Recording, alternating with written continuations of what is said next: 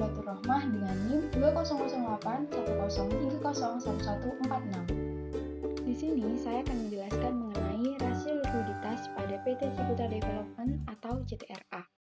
Sebelumnya, apa sih rasio likuiditas itu? Rasio likuiditas adalah sebuah rasio yang menunjukkan kemampuan perusahaan untuk memenuhi kewajiban atau membayar hutang jangka pendeknya. Rasio ini dapat mengukur seberapa likuidnya suatu perusahaan. Jika perusahaan mampu memenuhi kewajiban yang dimilikinya, maka perusahaan tersebut likuid. Namun jika tidak, maka perusahaan tersebut illiquid. Terdapat 3 rasio likuiditas, yaitu yang pertama ada rasio lancar atau current ratio, yang kedua ada rasio cepat atau quick ratio, dan yang ketiga ada rasio kas atau cash ratio. Yang pertama adalah rasio lancar.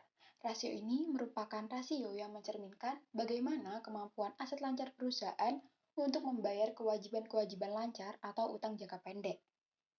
Berdasarkan grafik menunjukkan bahwa current rasio Ciputra hampir menyentuh angka 2 dan tetap stabil, di mana hal ini menggambarkan bahwa perusahaan lebih dari cukup untuk menutupi utang jangka pendek mereka. Hal tersebut menunjukkan bahwa Ciputra masih menguntungkan dan kondisi keuangannya masih stabil. Yang kedua yaitu ada rasio cepat. Rasio ini merupakan rasio yang mencerminkan kemampuan perusahaan untuk melunasi kewajiban-kewajiban lancar atau utang jangka pendek menggunakan aset-aset perusahaan yang paling likuid. Rasio ini menunjukkan kemampuan aset Ciputra yang mudah dikonversi menjadi kas untuk memenuhi kewajiban lancar jangka pendek mereka.